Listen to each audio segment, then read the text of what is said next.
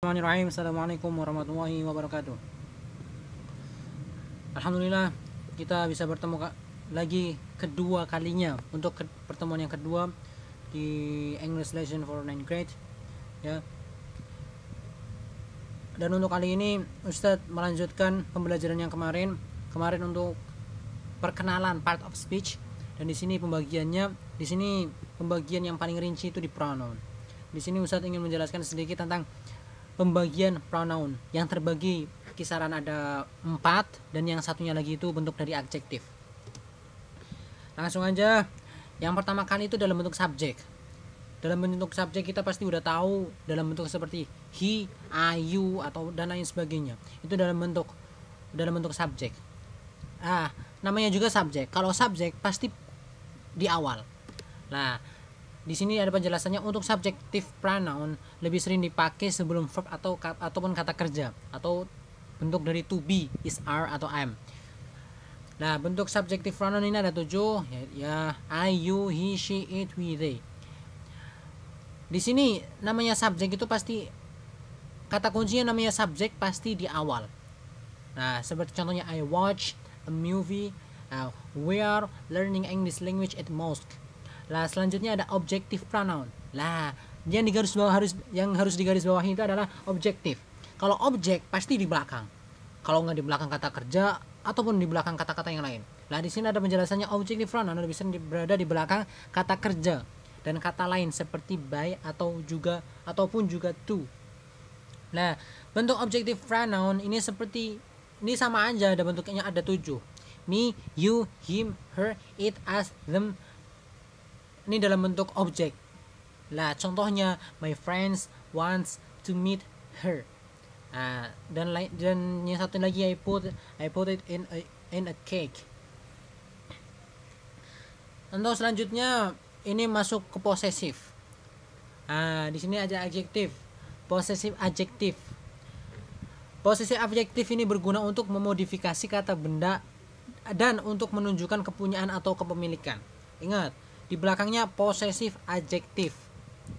Di sini menunjukkan kepunyaan, menunjukkan kepunyaan. Tapi di sini tuh mensifati. Nah, kayak contohnya di sini yang termasuk dalam possessive adjektif itu my, your, his, her, its, our, and their.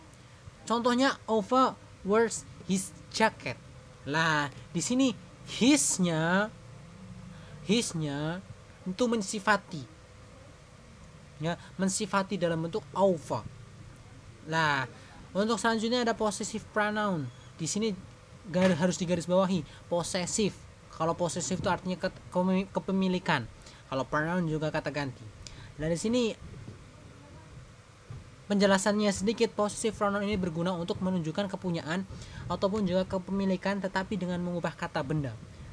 Dan yang termasuk dalam bentuk possessive pronoun adalah mine, yours, his, her, its, ours, and theirs.